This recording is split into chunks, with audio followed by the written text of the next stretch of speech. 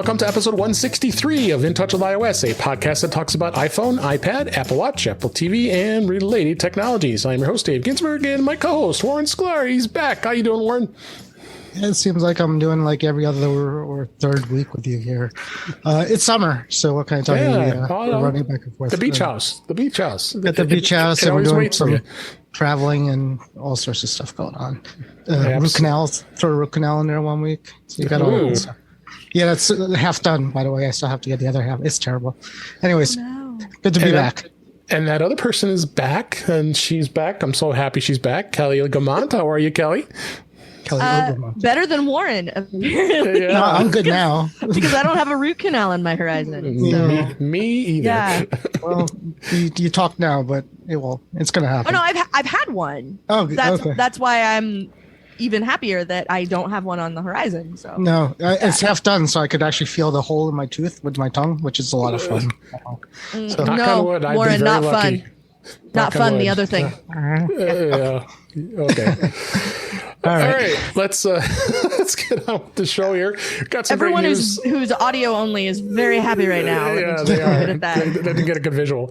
Got the news of this week, and beta was very active this week. We'll have some good topics to talk about that, and a couple other tips and topics. And let's just dive right in here, like we always do. First story here on Mac Rumors, Apple released an updated firmware for the new Siri Remote. Apple today released a new firmware update to the Siri Remote designed for the Apple TV and the 4K and the Apple TV HD models. Firmware has an internal version, like everybody cares about the version, NM6772. And there was a different prior version. I'm not even going to get into that. But of course, like the Apple TV, they have no details on what they're updating it to. Nor have I actually looked at it yet. Kelly, do you have this remote? I don't know. I wasn't sure if you did or not. I do. It's a very recent development, but yes, I do. Oh, so you did get it. Okay. And, well, I got it because it's what they give you with a 4K Apple TV, and that was the option I had available to me, so I exercised it. So I'm still grumpy about it, and I'm still grumpy about how much I paid for it, but it's literally the best option. Like, I went through and laid out, like, is there any way we could get away with something else? And there basically isn't, so... I got one of these, and so apparently I have to go update the remote now. I can't lose mine because I have an Apple tag in here too. Nice. So I have a silicone cover for the old one, almost exactly like that, that glows in the dark. No, which was really awesome for the little skinny one that was very hard to lose. Apparently, making this one a tiny bit thicker means it's never going to fall, that all black remote is never going to fall between my black leather couch cushions. So it won't blend wonderful. in.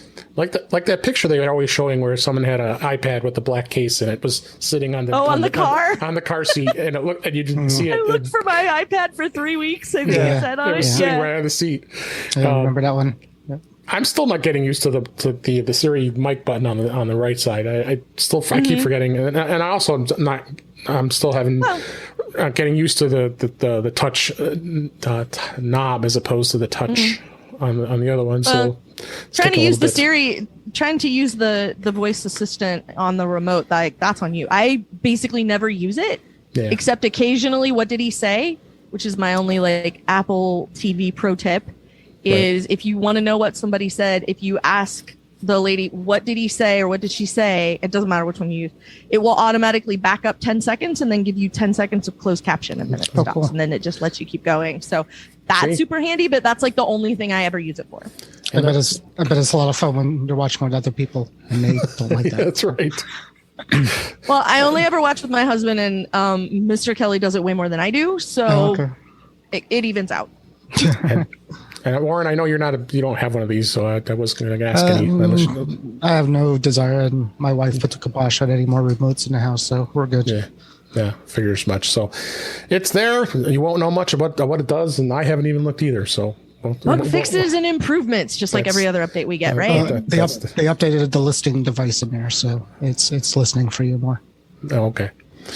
And then a couple stories here about the Apple Card, which I absolutely love having this card. Apple Card is going to lose a magnetic strip by 2029. MasterCard announced this week, as we record this, that its cards will no longer be issued with the magnetic stripe by 2029, which we're going to be presumably mean that includes the Apple Card, since it is MasterCard. Magnetic strip was, I like this history. It was invented in the early 1960s. That allowed card information to be encoded onto a magnetic tape and laminated on the back of a card, paving the way for electronic payment in terminals. But now we have a chip. So they say starting in 2024, MasterCard, credit and debit cards will not be required to feature a magnetic strip in most markets, including Europe. Banks in the United States will no longer be required to issue cards with it by 2027. So we got quite a few years left here, at least in the United States.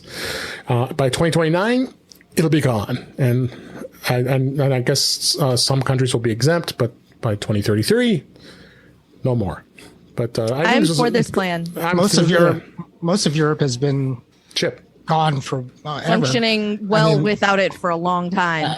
When I lived there a long time ago, they come up to the to your table when you're eating with the terminals with you, and you just basically do it that way. So chip and pin, I chip think and pin is what they call it. Yeah, the system in Europe. Yeah. So I mean, it's been there forever. But it's good. The only thing I just want to say, and then the only thing is, I've had my identity stolen twice in my life ever, and both times was because of the magnetic strip being skimmed. So good. Go away. Yeah. The gas pumps. The gas pumps are famous. One was at the skimmers. gas pump. One was at the gas pump, and one was Heathrow terminal. They skimmed the machine. Which you don't have to worry about anymore because you don't go to the gas pump. That's right. And we can't fly to anywhere either. So you're not going anywhere. So neither one of them is really a concern. My magnetic strip is safe for now. Yeah. So no, it's glad to see it, and the chips were here to say. I'm glad it's happening because it's going to force a lot of upgrades in a lot of ancient technology. That's the part that I'm the happiest about, is that because a lot of that stuff is not very secure in this day and age. As Warren just pointed out, and B, it used to be sort of cost prohibitive to update those sorts of things. And so I'm glad that it's sort of being forced, that it's going to have to happen, that some people are going to have to update some of the hardware that they've got. So, and with that, Apple Pay, I bet a lot of places that don't take Apple Pay are going to replace their systems that will definitely come with NFC payments. And that's where I'm headed, is a lot of that stuff is going to just give you NFC payment. Yeah. And at that point, Apple Pay, Android Pay, although Samsung Pay, Walmart Pay, whatever else is going to come out in the meantime, like they're all going to work, and it's going to be great. Yes. So, yeah, absolutely. That part is the other part I'm sort of looking forward to with all of this, is that contactless payment is just better. And actually, I'll give you a link, David, for the show notes. I wrote it not long after Apple Pay came out because a lot of people were very nervous about carrying their actual credit card numbers around on their phones. And that's not what's happening.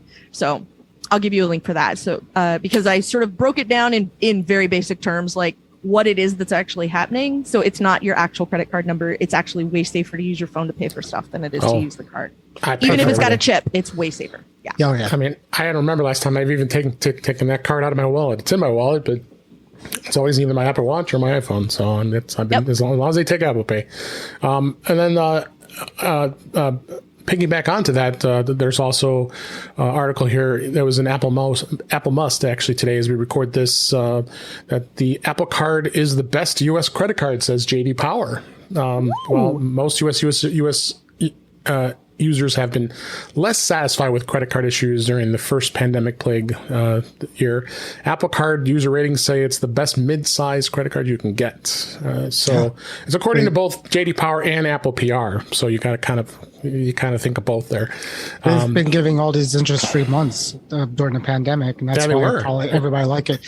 I mean, that's why people like it, is because all of a sudden I would get an email saying, or not an email, but I would make a payment on my card. And it's like, oh, your payment's not due until like 2028. I'm like, what? But seriously, it's like, you don't have to pay for 3 months or 4 months, so with no interest, and they just do it like unsolicited, which was great, to be honest with you. Yeah, and Goldman Sachs, who's the issuer of the Apple Card in the U.S., and it's new to the study. I mean, the card's only 2 years old. To have this record, 864, 47 points higher than the nearest issuer. They performed highest in 7 factors of benefits, services, communication. Yeah, I'll agree with that. They're very responsive in text. The terms are very good. Interaction and I don't know, key moments, but the rewards. I mean, I do like the fact that I can get up to 3% right away, immediately into my Apple Cash card and have a nice little bonus. So that's good to hear this stuff. And Apple was even more excited by saying only 2 years after introducing the Apple Card, first time being included in this study. And so absolutely, they should be happy about this. So you got to wonder how much they're making off it, between 30%. No, that's the opposite. I'm kidding. But between, because it's two entities, it's Apple and Goldman Sachs. And then, how much can they possibly make off this card? But yeah. Well, the pro tip I would give you if you want to like your Apple Card better is to hook it to your iTunes account. Yeah. So not just because you get the cash back, but because you can use the balance of the cash back that you get to pay for stuff on through Apple. So that's nice. Like if you bought a computer recently, you might have nice. You might have a little balance there. So like when your Apple Music comes up for renewal, maybe it's sort of free, that kind of stuff. So it's very nice to have that, which is, I guess I'm apparently here to pipe up with pro tips on everything and how it could be a little bit better than it is now. So we like it. Yeah, that one I like a lot. And part of the reason for that is because I bought a new computer last fall and Mr. Kelly bought a new computer this spring. And so there's been a comfortable balance on that iTunes account for quite a while now. So it does help. And it's also really nice to just sort of have it there and not have to worry about it. And then if I do end up using it, I get 3% back on it anyway. So that's nice too. Yeah. Well, we love those, the return on it. So I need a minute. I'm sorry, I hear my dog crying, and I want to make sure she's not stuck somewhere. So we'll carry on. Carry on. I'm going to mute. That's okay. And next story here at Mac Rumors, the titanium Apple Watch Series 6 model is now entirely unavailable. The Apple Watch titanium series is currently not available to purchase at all on Apple's online store, following some models being unavailable for delivery or pickup earlier this month, because we talked about this earlier. So as of August 1st, as we were recording this, select models were not available at all, and this is coming weeks ahead of what they expect that Apple is probably going to be announcing the new Series 7 with a new design. And I can trust Bloomberg's Mark Gurman about this because he's always very good at reporting those rumors. Of course, Apple hasn't given any comments back, so but I'm not surprised. The titanium is rather pricey. I think I think the aluminum is just fine for me. That's what I've always purchased. So what do you think, Kelly? I always thought it was really spendy. I thought the ceramic one was really spendy. Like for people who want that, power to you. But I don't know anyone. I've never seen one in the wild of like the real nice ones. I've never seen one in the wild. And I've only accidentally seen the high-end watch bands. And that's only because I am acquainted with Rene Ritchie. And so I have occasionally bumped into him at in-person events. And so I have once in a while seen one of the nice watch bands, but that's it. So like maybe, I mean, this is the same thing we say whenever Apple makes any kind of decision, which is, Apple has all of the data about how well it's selling or not. And so it's entirely possible that they just sort of let that peter out. And maybe it's going to be, maybe it's because the new watch is going to come in some transparent titanium, or we're going to get the vibranium edition or something. I don't know. I have a Marvel podcast after this, so I'm on comic books now. It might match with your clear band, right? Right, Warren? I went with the mesh the other day. So well, but you did have that clear band that showed off your arm hair, so and I still like it. So yeah, it's a nice band actually. But yeah, as far as it's what is it? August, September is next month. The watch is coming. So what? Yeah, September's next month, isn't it? We're breaking all kinds of news here on In Touch with iOS. Yeah, 2 weeks. According to the watch.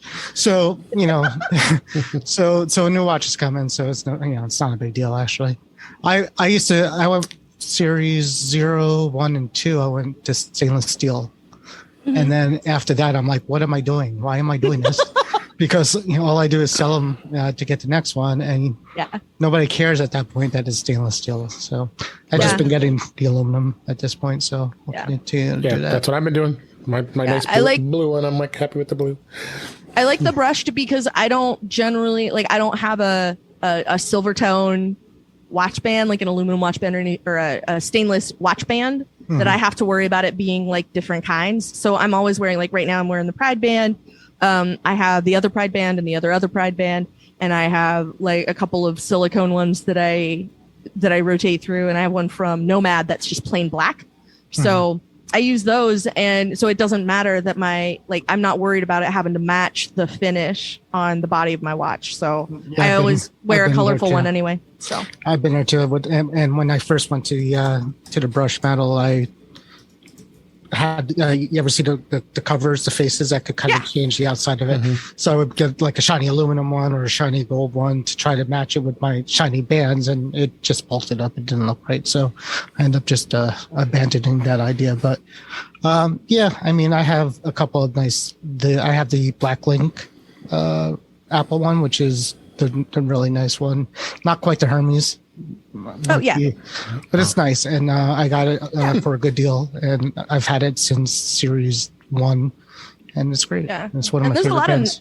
There's a lot of really nice bands out there that are not silver tone that would look really nice with the aluminum watch. Oh yeah. So, it's just got to be like not too shiny, and then it's pretty good.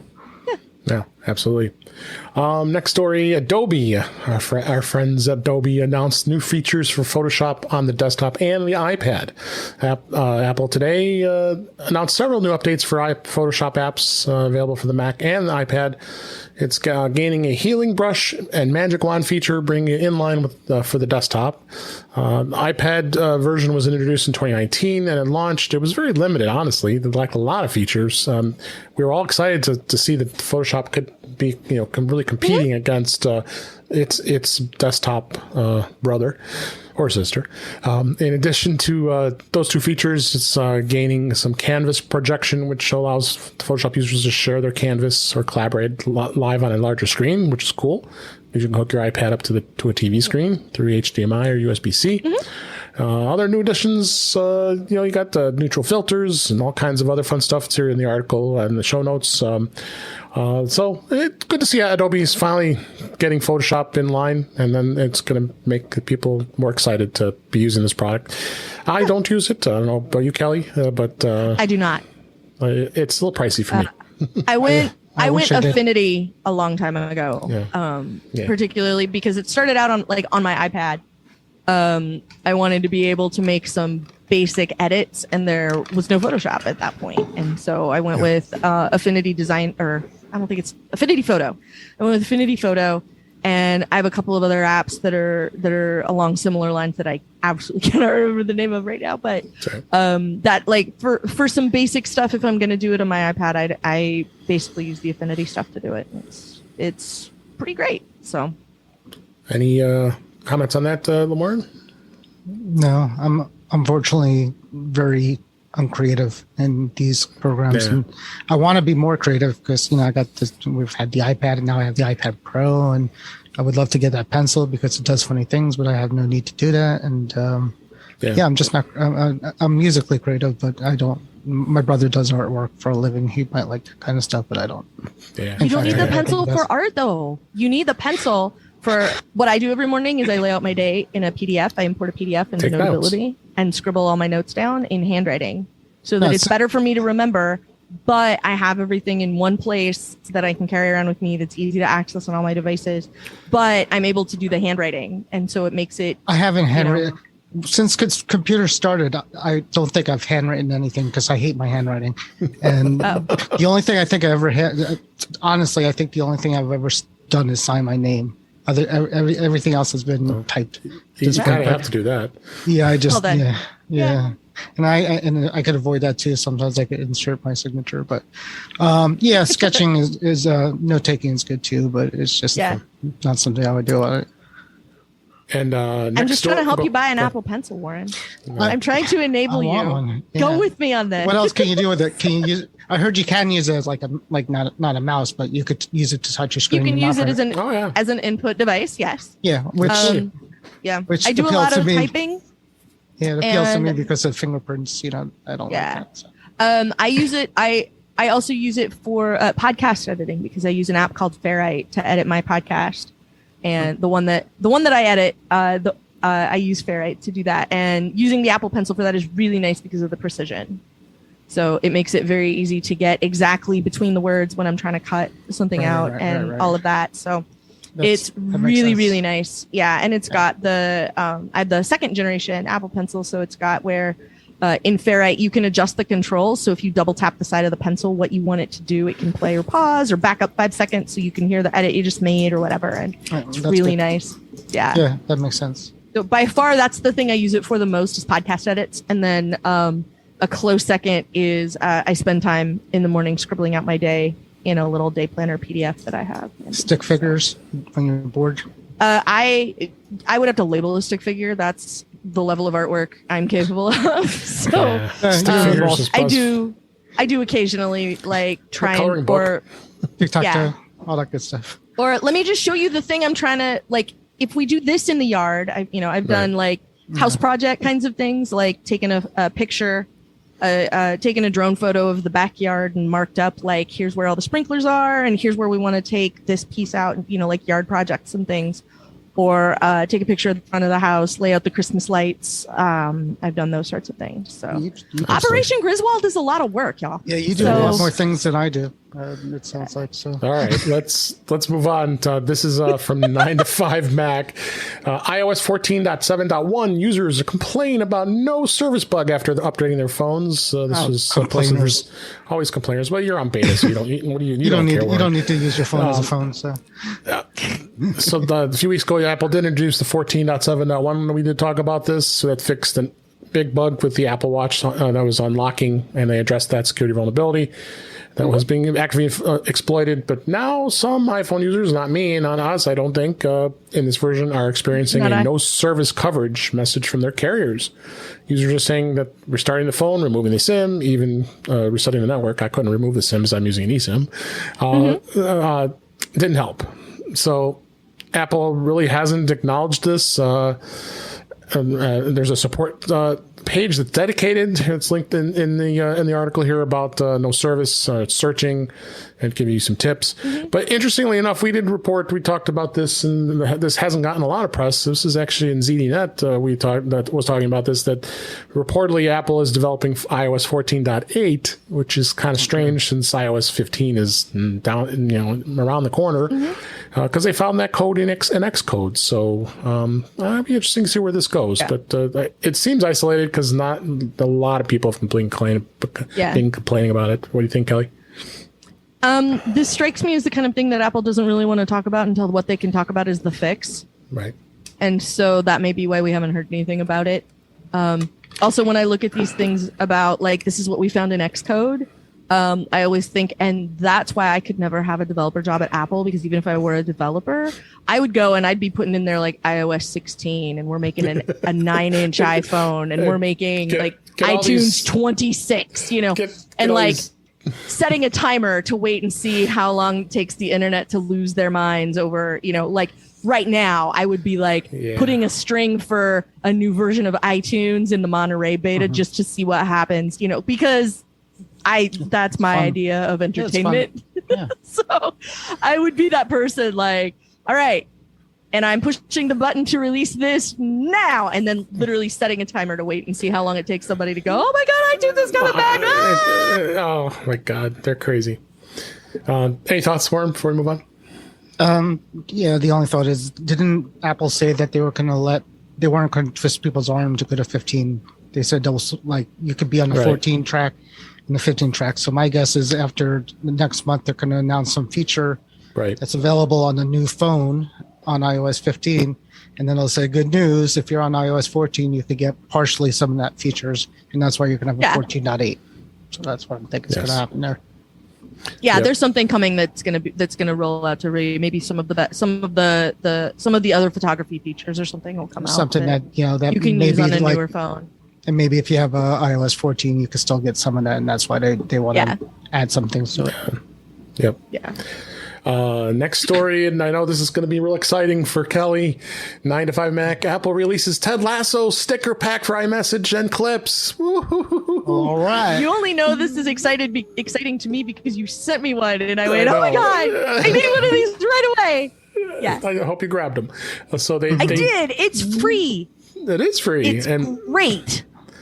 Apple didn't actually officially announce these stickers. They appeared to just been added to the App Store about a week ago. So people were just kind of discovering them.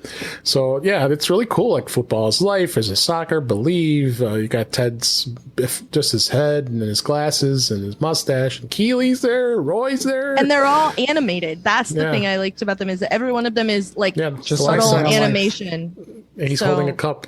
His British cup. Or even the can we talk about our disappointment of the Christmas episode, because I liked it, so.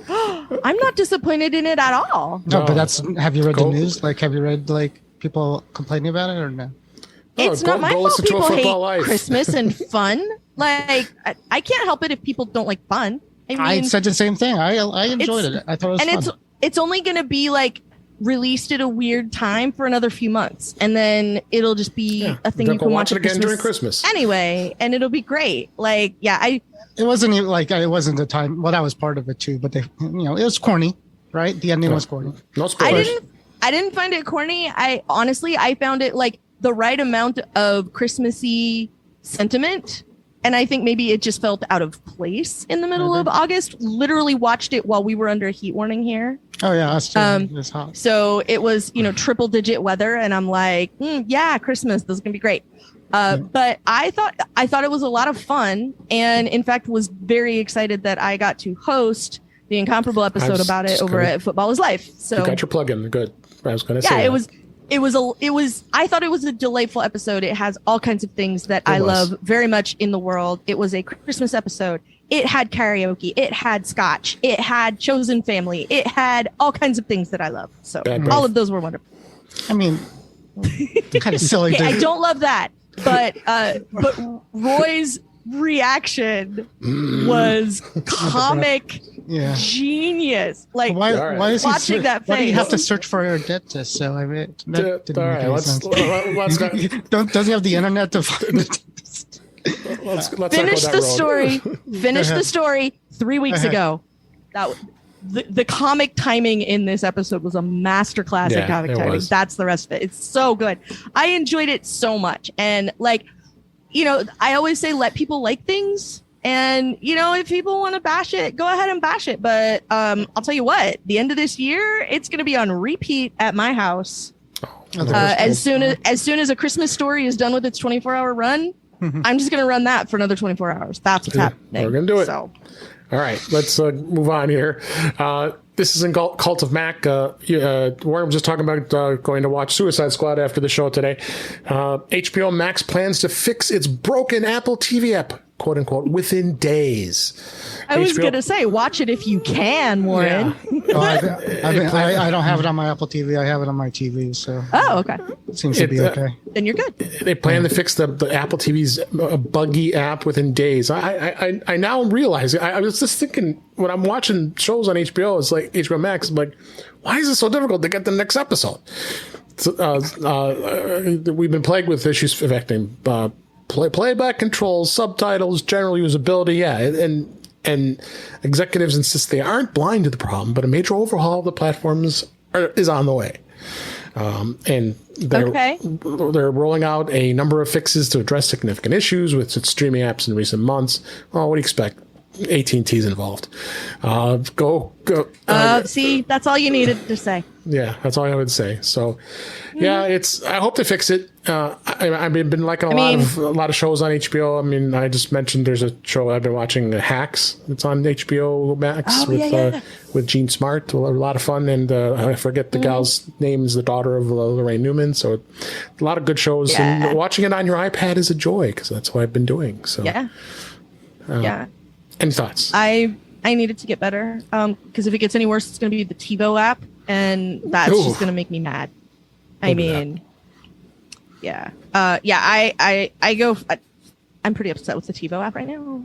So the TiVo app for iOS, it is substandard in every possible way, and I'm really not pleased about it. And part of the reason I'm not pleased about it is because when I've called to complain about it, they tell me there's an update coming. There's an update coming, and the update's going to fix everything. And I'm like, okay, when is that update? Because the App Store shows me the last time you released an update to this app was 10 months ago. Yeah. So I'm kind of not convinced that there's an update coming. So we'll see. So, I'm in that once a week, like delete the app, restart my iPad, reinstall the app, and cross my fingers when I hit launch the second time. And it makes me very, very unhappy. But I want it to get better. And that's the thing is like, I'm kind of at the point where it'd be nice if I upgraded my TiVo box, but I'm not sure I still want another TiVo box if this is the best experience I can get on my iPad, because they bought out so many times. As much as I grump about Comcast and not liking my Comcast service, the few times I've tried to use the Comcast app on my iPad, it's been fine. It works good for me. It just works. Here's your shows. You want to record some stuff? I'm like, I don't have a DVR. It's like, oh, sorry. Well, we have all this other stuff available for you if you want to watch it. And if I do, then like it all is just fine. So I'm almost at the point where I'm like, maybe I need to get a Comcast box. And I feel I don't feel any better about that. So there's a lot of conflict if I have to. And since Warren doesn't care about Apple TV, we'll move on.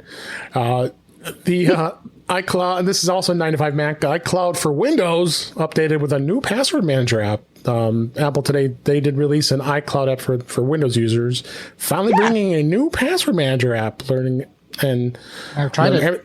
And does it work? Yeah, it works.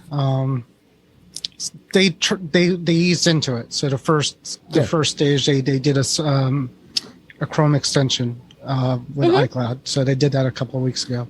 So now they're doing this too. I turned it off. I had it on because I have to use Windows here and there. Yeah. And if you use a Mac and Windows and have this all enabled, things get funny. They start to fight with each other. Okay. Yeah. And then if you use let's say you use Chrome on the Mac and Chrome on the Windows, and you have the extension installed.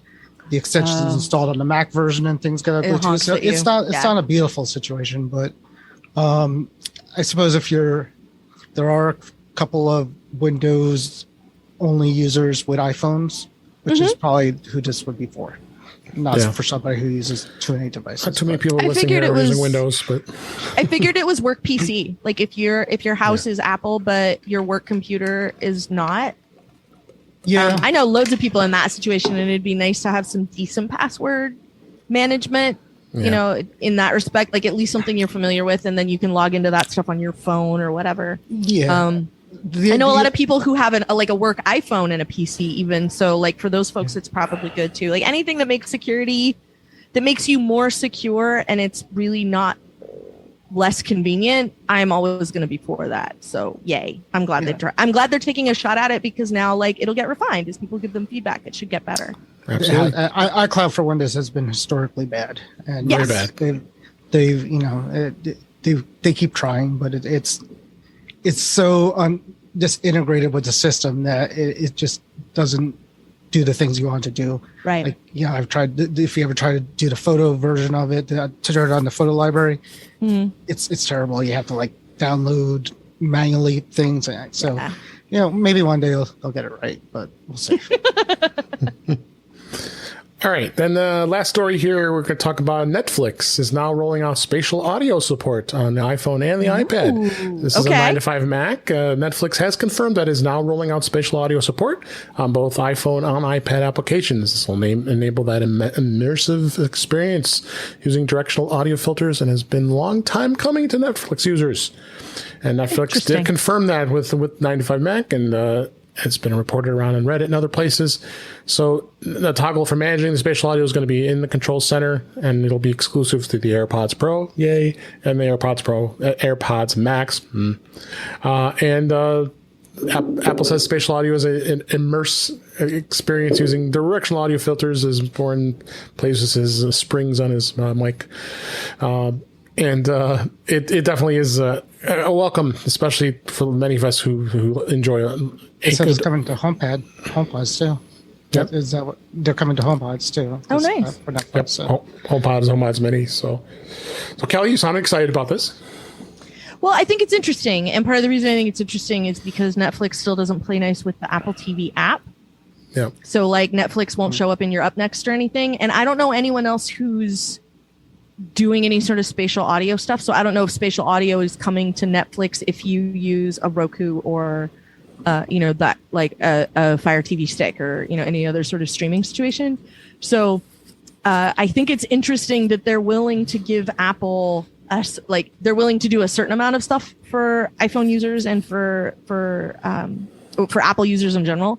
And yet they still won't integrate with the TV app so that I can continue to watch, binge Netflix stuff because the more I use the TV app, the less I remember that there's stuff I was watching on Netflix. So that's part of why I thought it was interesting. So maybe that'll be next. I'm going to just hope. And I will be disappointed. It happens frequently. Absolutely. Any comments more before we move on? No, that's definitely good. I'm going to try it out. I have Netflix account and I got AirPods Pro. I'm trying too. So let's see what happens. I'm trying to think in my head what movie on Netflix I would want to start with, but I can't come up with much on that. Well, there's plenty to choose from.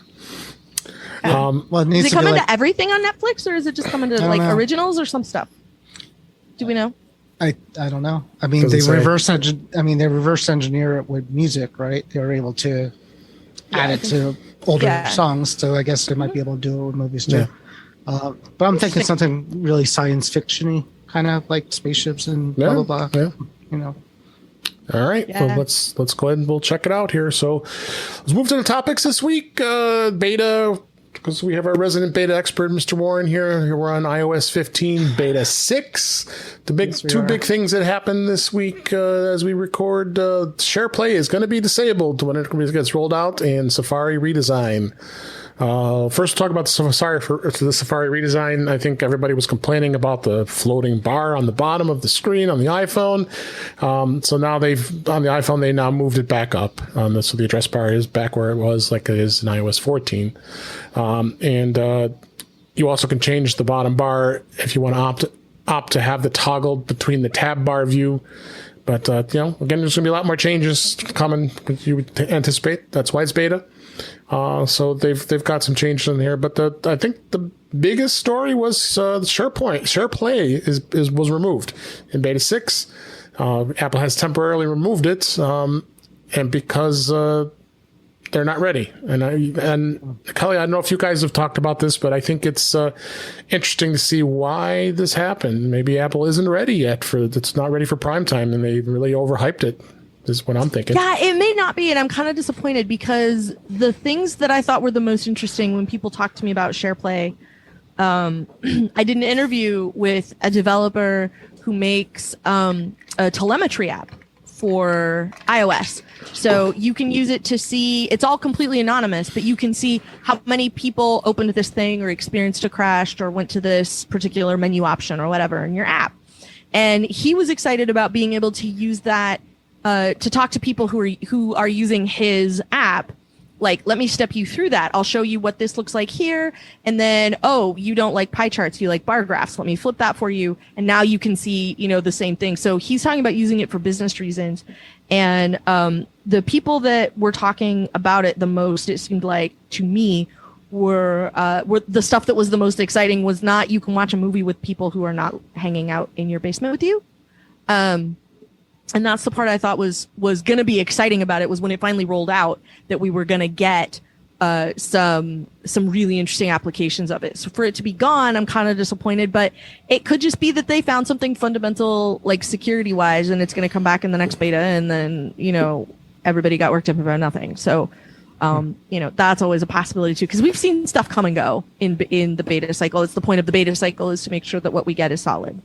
Things are, the problem is, I'm hearing people talk like the betas are the final release because people are all up in arms about Safari being changed, or like, and I'm reading some of the comments and it's like, I can't believe Apple released something like that.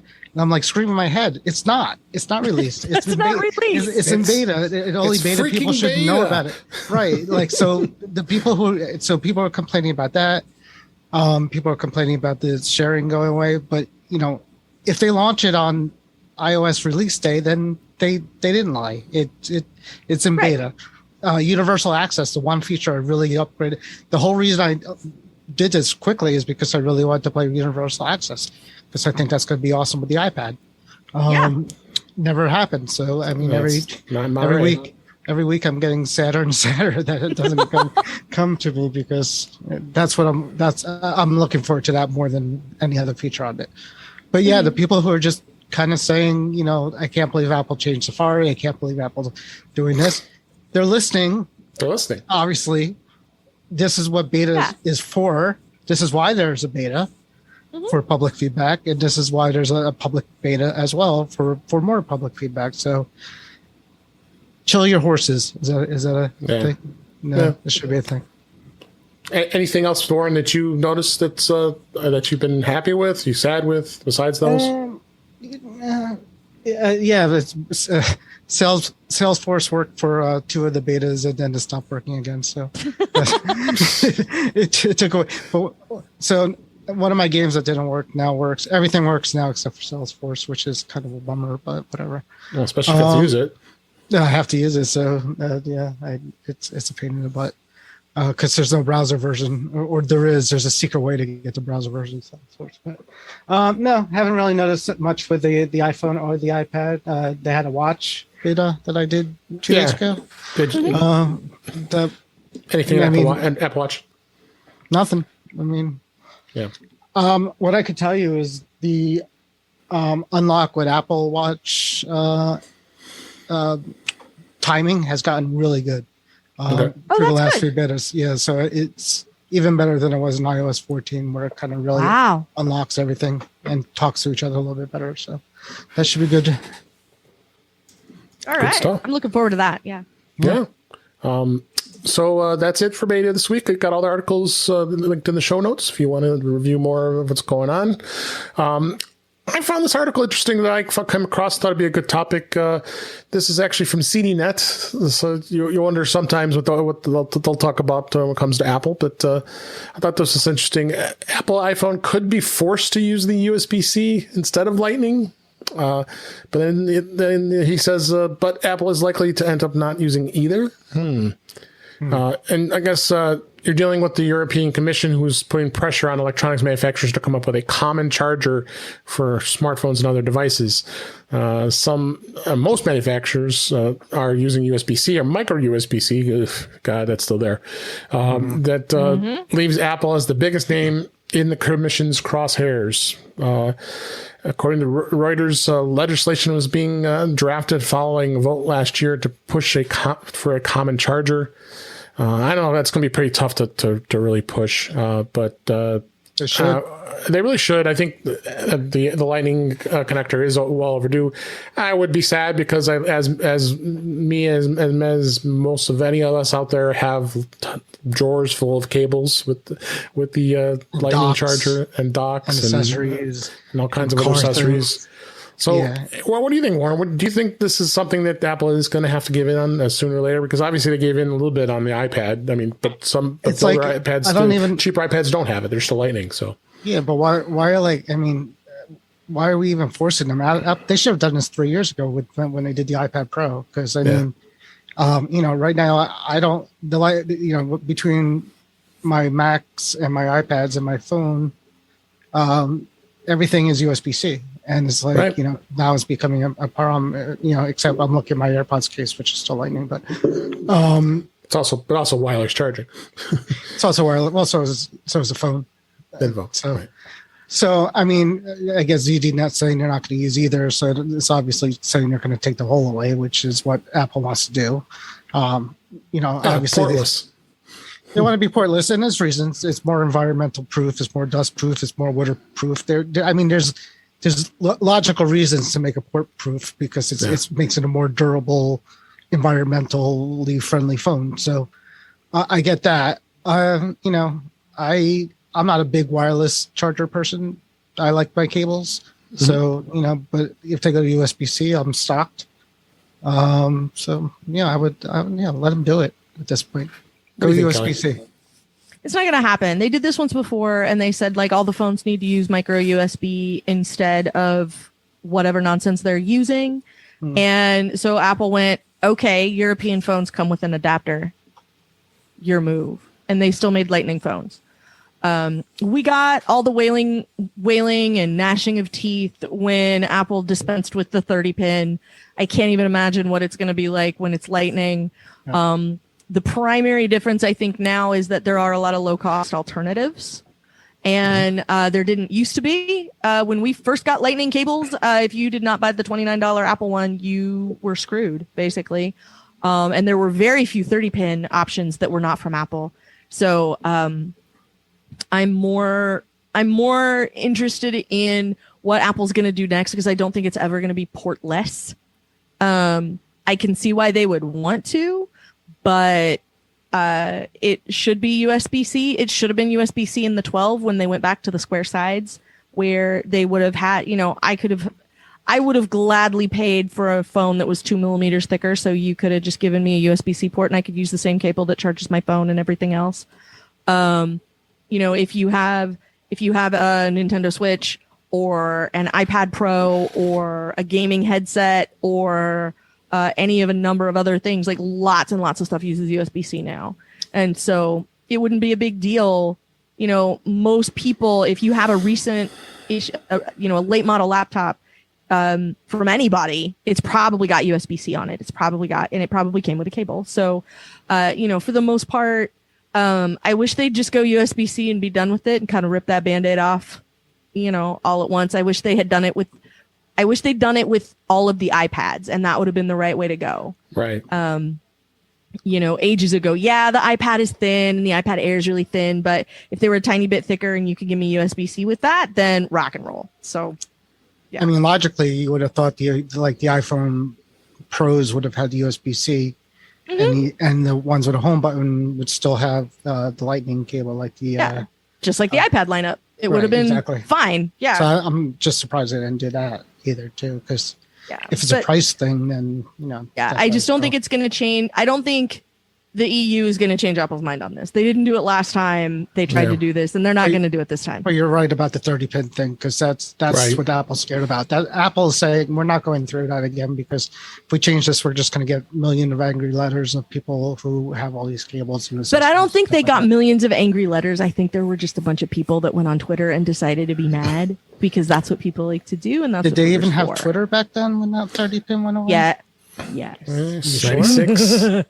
What was it? 98. What was it? 96, 97?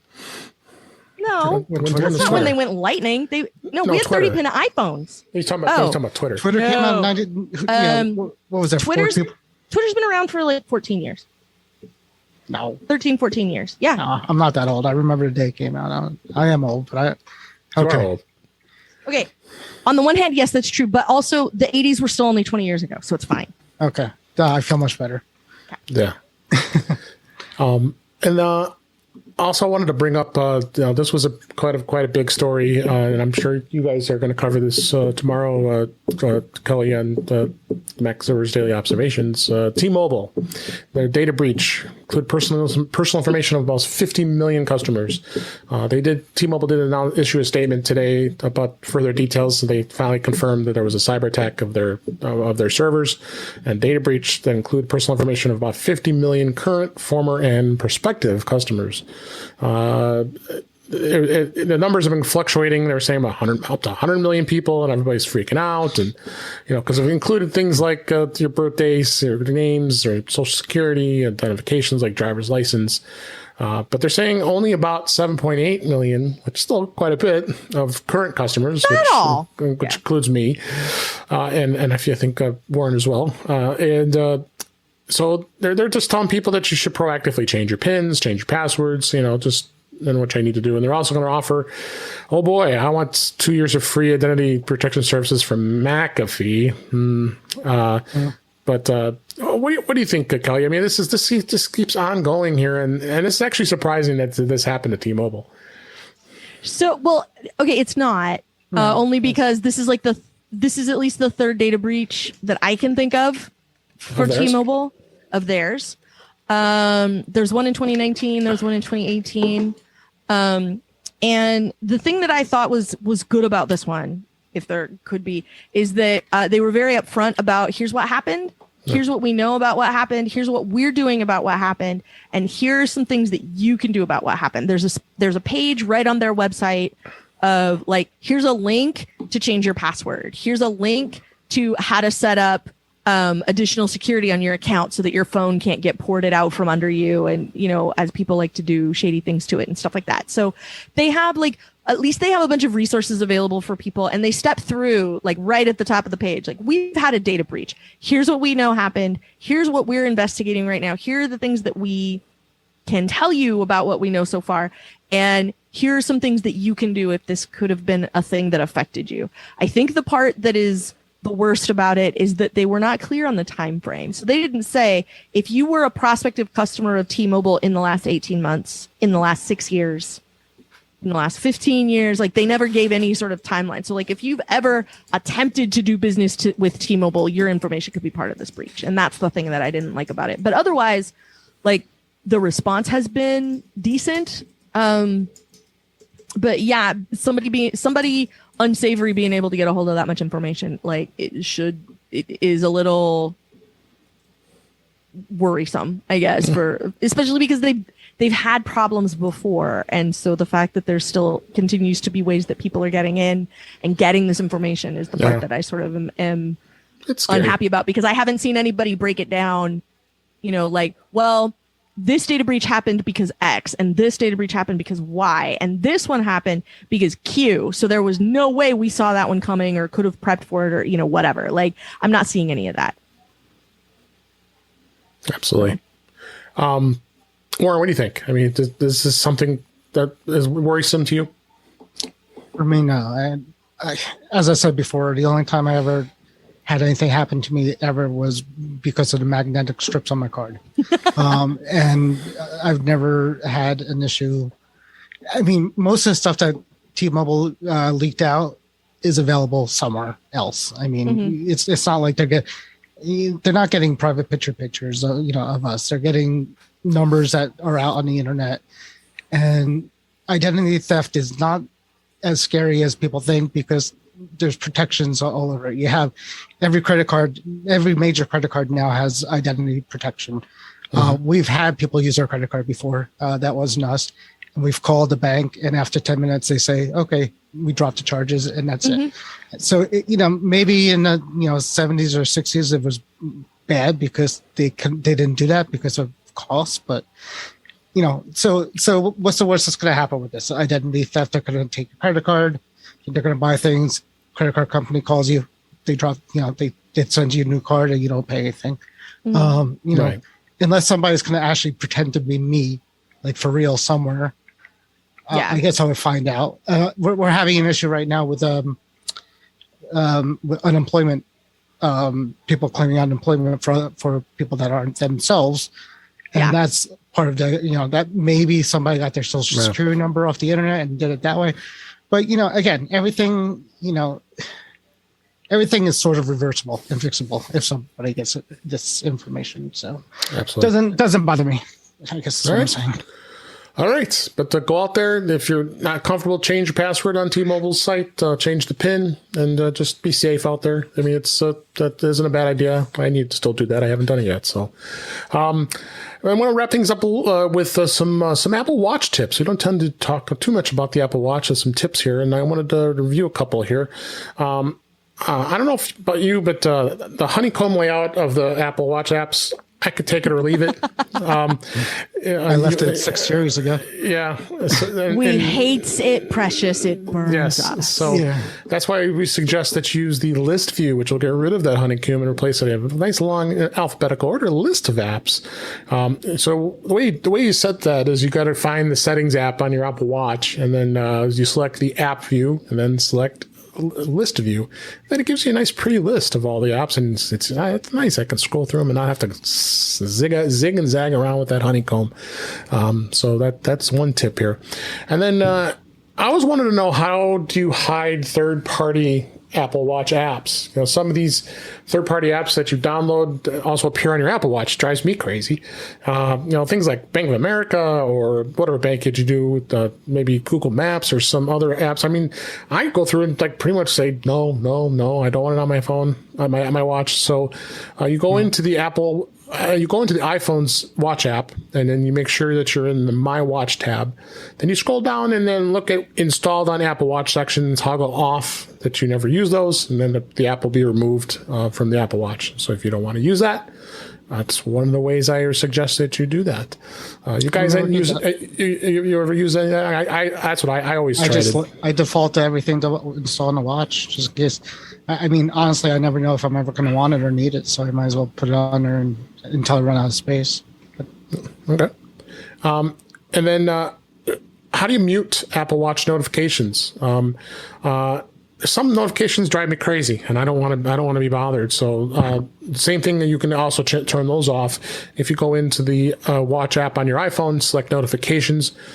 Under Mirror My iPhone list, toggle off the button next to the app that you don't want notifications from. So at least it gives you a granular way of being able to turn off a specific app that you could care less that it notifies you, and that does turn it off.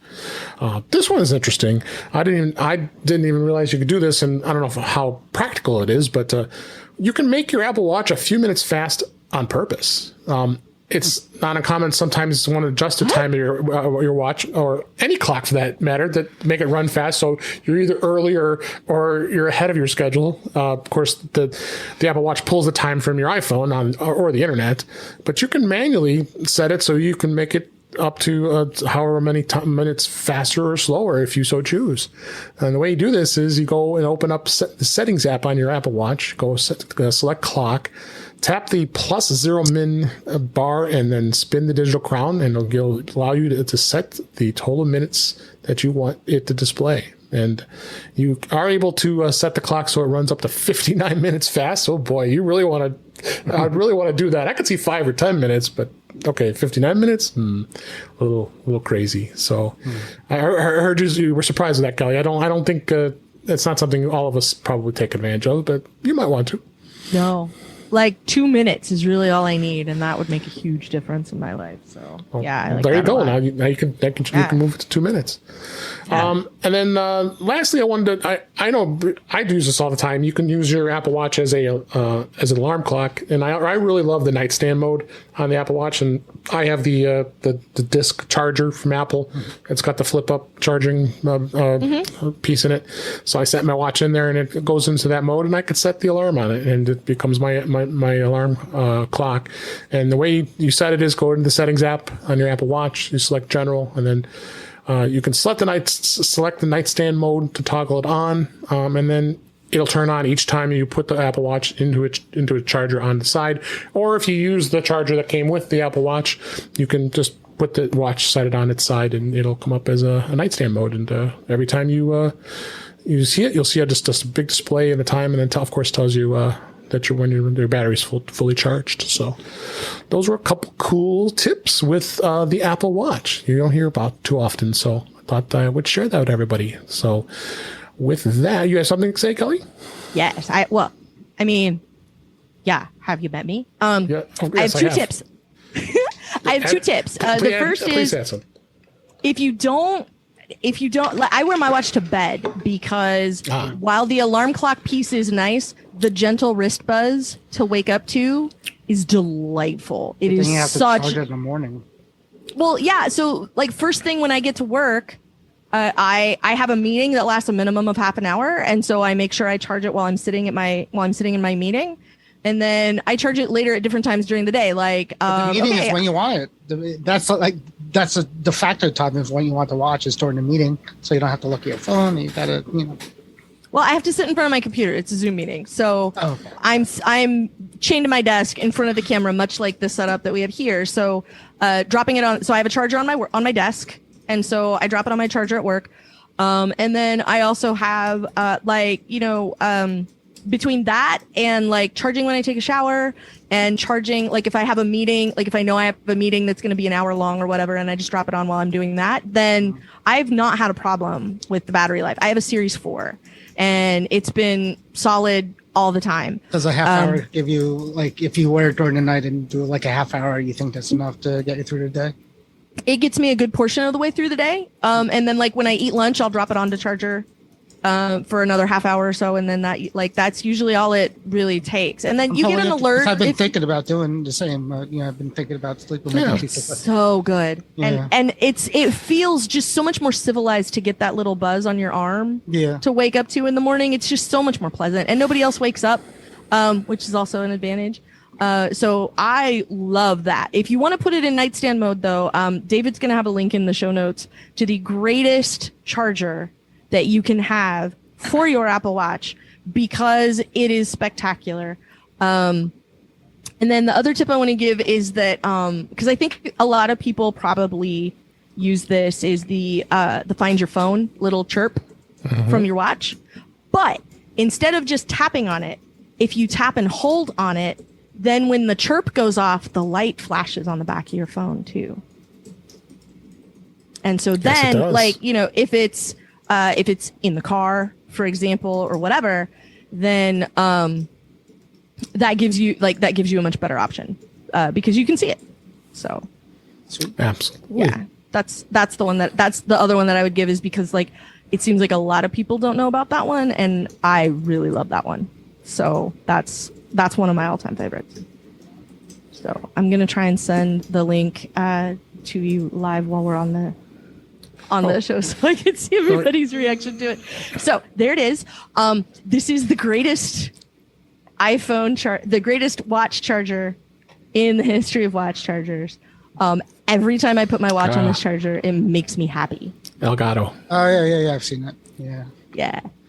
Nice. Like, it's because it looks like the Apple Macintosh, and it's green, so it's like the best $10 I ever spent on a little gadget for my life ever. Well, it went up. It's $12.99 now. Well, I got it on Amazon, so I don't think I paid full price. But like, it's cute. It works with whatever watch band you have. It works with whatever watch you have, because I had the 38 millimeter, and now I have the 40, and it still works, and it's great. And I just and the other thing I like about it is that it's very reliable, like to show me like, hey, charging. So I just love it so much. It makes my life immeasurably better. I got $10 worth of joy out of it when I got it out of the box and set it up and went, oh, this is the greatest thing ever. They have a Game Boy one too. If you want the Game Boy one is cute. They have tons of them. Well, they have loads of them, but that one is the best one. That is a great little gadget. We got a bonus there. So the flashing light when you do your phone, though, like if your phone was in the car, right, or someplace else that's dark and you can kind of hear it, but you can't quite triangulate. I have found it in the car more than one time because I had the press and hold. Like I could hear it, but I couldn't figure out quite where the noise was coming from. So the flashing light makes a huge difference on that one. Absolutely. All right, we have come to a close of another episode here, so let's go ahead and wrap things up. That's a wrap for this week. Please send your comments, questions, and suggestions to our email address, feedback@intouchwithios.com. You can follow us on Twitter @intouchwithios, or you can also find us on our YouTube page. It's at youtube.com/DaveG65. You can also subscribe in your favorite podcatcher, including Apple Podcasts and many others. But better yet, go to our website, intouchwithios.com, where all the links to all the ways to listen to us are there. I am David Ginsburg, and you can find me on Twitter @DaveG65. And Kelly, thanks as always for coming back to the show. Where can everybody find you? It was my pleasure to be here. I always love when you come by. You can find me on Twitter as Verso. You can find me 5 days a week hosting the Mac Observer Daily Observations podcast over at macobserver.com. I also do the after show with Mike and Kelly, where Mike Rose and I continue to sort of catch up occasionally and crack each other up. So that one's kind of a fun show. And if you admit you listen to it in public, we will say hello to you on the air. And then also, as soon as we're done here, I'm going to go record a podcast called I Want My MCU TV, where Don Melton, Lisa Schmeiser, and myself talk about the latest show that's streaming on Disney+. And you can find that over at The Incomparable, where I make occasional other guest appearances, like the one I mentioned earlier, hosting the Football is Life podcast about Ted Lasso. That is so fun. Thanks for being here. And Warren, what's going on with Mac to the Future? It's been kind of active. Anything exciting? No, just some drama, some not drama. Just things, I think I took a mental break from it last week, which is good. You should, because you do post a lot there.